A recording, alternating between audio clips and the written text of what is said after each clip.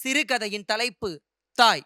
அன்றைக்கு வீடுகளில் ஹால் இல்லை, ஆனால் ஆட்கள் இருந்தார்கள். இன்றைக்கு ஹால் இருக்கிறது, ஆனால் வீடுகளில் ஆட்கள் இல்லை. சிறுகதை இப்படியாக தொடங்குகிறது.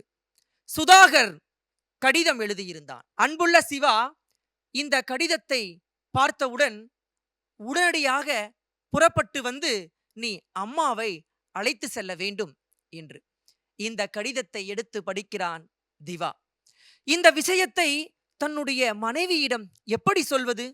எப்படி என்னுடைய அம்மாவை நான் அண்ணாவிடமிருந்து கூட்டி வருவது என்று பதட்டத்தோடு அதை எப்படி சொல்லுவது என்று யோசித்துக் கொண்டே தன்னுடைய மனைவியிடம் சொல்கிறான். அண்ணாவுக்கு டெபுடேஷன் வருகிறதாம். அதனால் என்னுடைய தாயை நான் போய் அழைத்து செல்ல வேண்டுமாம். காரணம், ஒரு 6 மாதம் காலம் அண்ணா பார்த்து கொள்ளுவார், அடுத்த 6 மாதம் காலம் தாயை நான் பார்த்து கொள்ள வேண்டும். இதுதானே நமக்குள் இருப்பது. அதனால் நான் உடனடியாக அம்மாவை சென்று அழைத்து வர வேண்டும் என்று சொன்னபோது கோபத்தின் உச்சிக்கே சென்ற திவாவினுடைய மனைவி சொல்லுகிறாள், இதையெல்லாம் என்னால் ஏற்றுக்கொள்ள முடியாது. உன்னுடைய அண்ணாவிற்கு எப்போதும் இதே வேலை. ஏதாவது ஒரு காரணத்தை சொல்லி உங்களுடைய தாயை என்னிடத்திலே தள்ளிவிட வேண்டும். இதுதான் உங்களுடைய அண்ணாவினுடைய எண்ணமாக இருக்கிறது. ஒருபோதும் இதை நான் ஏற்க மாட்டேன் என்று கோபத்தின் உச்சிக்கே செல்கிறாள் திவாவினுடைய மனைவி. என்ன செய்வது என்று புரியாமல் தவித்துக் கொண்டிருக்கிறான் திவா. தாயா தாரமா? தாயை பார்ப்பதா தாரத்தை பார்ப்பதா? தாய் சொல்லை கேட்பதா இல்லை தாரத்தின் சொல்லை கேட்பதா என்று சிந்தித்துக் கொண்டே இருக்கிறான். வேறு வழியே இல்லாமல் தாயை அழைத்து வர வேண்டும் என்ற எண்ணத்தின் உச்சத்திற்கு செல்கிறான் திவா. இந்த இடத்திலே இருவருக்கும் இடையான உரையாடல்கள் மோதல்கள் போல நிகழ்ந்து கொண்டிருக்கிறது. எதிர்பாராத விதமாக திவாவினுடைய மாமா வீட்டுக்கு வருகை தருகிறார். நடக்கின்ற பிரச்சனைகளை எல்லாம் திவா தன்னுடைய மாமாவிற்கு சொல்லுகிறான். அண்ணா டெபுடேஷனில் போகிறாராம், உடனடியாக தாயை நான் சென்று அழைத்து வர வேண்டுமா? இந்த இடத்திலே என்னுடைய மனைவி சித்ரா தாயை அழைத்து வருவதற்கு ஏற்றுக்கொள்ள மாட்டார். நான் என்ன செய்வது? தாயினுடைய நிலைமையை நான் எப்படி பார்ப்பது? தாய் என்னுடன் இருக்க வேண்டும் என்று நான் ஆசைப்படுகிறேன். ஆனால் என் மனைவி அதை ஏற்கவில்லை. ஏனென்றால் 6 மாதம் அண்ணா பார்த்து கொள்ள வேண்டுமாம், 6 மாதம் நான் பார்த்து கொள்ள வேண்டுமாம். இப்படி இருக்கும்போது நான் எப்படி தாயை பார்த்து கொள்ளுவது? தாய்க்காக ஒரு வீட்டை ஒதுக்கி அதற்கு 2 வேலையாட்களை போட்டு பார்த்து கொள்ளலாம் என்று நினைக்கிறேன் என்று சொன்னபோது அருகிலிருந்து சித்ராவின் குரல் ஓங்கி ஒலிக்கிறது. இதற்கெல்லாம் பணம் யார் கொடுப்பது? 5000, 6000, 7000 ஆகுமே, இதற்கெல்லாம் யார் பணம் கொடுப்பது என்று அங்கேயும் முட்டுக்கட்டை போடுகிறாள் சித்ரா.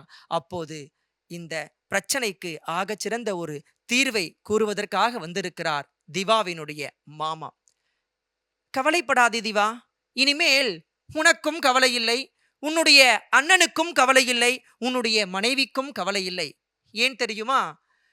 உன்னுடைய தாய் இனிமேல் தனக்கு என்று ஒரு சொந்த வீட்டை அமைத்துக்கொண்டு அதிலே 2 பணியாட்களை வைத்துக்கொண்டு அவள் நிம்மதியாக காலம் முழுவதும் வாழலாம் என்று சொல்லுகிறார். உடனே திவா கேட்கிறான், இது எப்படி சாத்தியமாக முடியும்? இதற்கு அண்ணாவும் பணம் அனுப்ப மாட்டார், பணம் கொடுப்பதற்கு என்னுடைய மனைவியும் ஒப்புக்கொள்ள மாட்டாள், இது எப்படி சாத்தியம் என்று கேட்டபோது அப்போதுதான் உண்மையை பட்டென்று உடைத்து சொல்லுகிறார் திவாவினுடைய மாமா. பல ஆண்டு காலமாக நிலுவையில் இருந்ததாம் ஒரு வழக்கு. உன்னுடைய தாயினுடைய வழியிலே வந்தவர்களிடம் இருந்து உன்னுடைய தாய்க்கு சொத்து மதிப்பிலே பங்கு வந்திருக்கிறதாம். அதில் 8 லட்சம் ரூபாய் உன்னுடைய தாய்க்கு தன்னுடைய வங்கி கணக்கில் வந்து சேரும் என்று இப்போதுதான் வழக்கு தீர்ப்பாகி இருக்கிறது. இதை சொல்லலாம் என்று தான் நான் வந்தேன். ஆனால் நீயோ இவ்வளவு பிரச்சனைகளை கிளப்பி விட்டிருக்கிறாய். இதை நான் எப்படி சொல்லுவது என்று யோசித்துக் கொண்டே இருந்தேன். இனிமேல் உங்கள் யாருக்கும் பிரச்சனை இல்லை.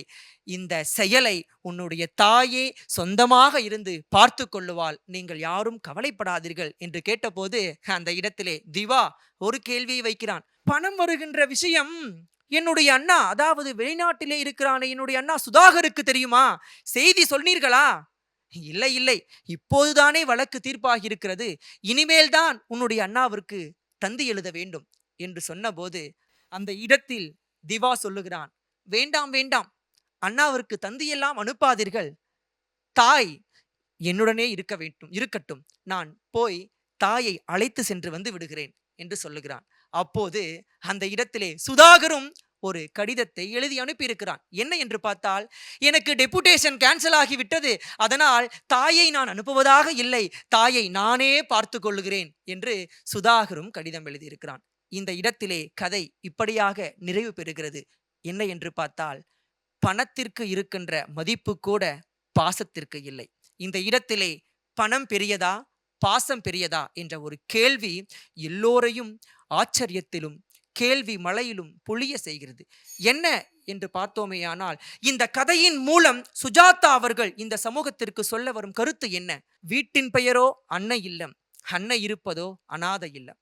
நெல்லை ஜெயந்த் அழகாக சொல்லுவார், மனித காட்சி சாலைகளை பார்ப்பதற்கு சில பால் குடித்த மிருகங்கள் வந்துவிட்டு போகும் என்று. இந்த சமூகத்திற்கு சுஜாதா அவர்கள் சொல்லுகின்ற ஆகச் சிறந்த கருத்தாக நான் கருதுவது என்ன தெரியுமா? முதியோர் இல்லங்களுக்கு பணம் கொடு, பொருள் கொடு, நகை கொடு, உடை கொடு, அனைத்தையும் கொடு, ஆனால் ஒருபோதும் உன்னுடைய பெற்றோரை மட்டும் முதியோர் இல்லத்திற்கு கொடுத்து விடாதீர்கள். அதுதான் ஆகச்சிறந்த தத்துவமாக இருக்கும். இந்த கருத்தை சுஜாதா இந்த தமிழ் சமூகத்திற்கு எடுத்து சொல்கிறார். ஆம், செத்தவர்களுக்கு சிலை வைத்து மாலை போடுவதை விட உன்னை பெற்றவர்களுக்கு இலை வைத்து சோறு போடுங்கள், எல்லோரும் சொர்க்கத்திற்கு போவர்கள். இளைய சமுதாயமே, பெற்றோர்களிடம் 3 வேளை உணவுகளை பகிர்ந்து கொள்ளாவிட்டால் என்ன, ஒருவேளையாவது உங்களின் உணர்வுகளை பகிர்ந்து கொள்ளுங்கள். இப்படி சொல்லி முடிக்கிறேன். புள்ள வர வேணும்னு என் மகனே, நான் போய் வராத கோவில் இல்லை என் மகனே. புள்ள வர வேண்டி எடுத்த மடிப்பிச்ச அந்த புள்ள இன்னைக்கு எடுக்க வச்சான் தெருப்பிச்ச. நீ தங்குவதற்கு என்னிடம் ஒரு கருவறை இருந்தது, ஆனால் உன் வீட்டில் நான் தங்குவதற்கு கழிவறையில் ஒரு மூளை கூடவா எனக்கு இல்லாமல் போனது. தாயை நேசியுங்கள், பெற்றோர்களை கொண்டாடுங்கள். ஒருபோதும் பெற்றோர்களை முதியோர் இல்லத்திற்கு அனுப்பிவிடாதீர்கள். முதியோர் இல்லங்களுடைய கட்டிடங்கள், அஸ்திவாரங்கள் செங்கற்களாலோ கருங்கற்களாலோ கட்டப்பட்டது என்று நினைத்தீர்களா? இல்லை இல்லை இல்லை, தவறான வளர்ப்புகளால் தான் கட்டப்பட்டுள்ளது. நன்றி, வணக்கம்.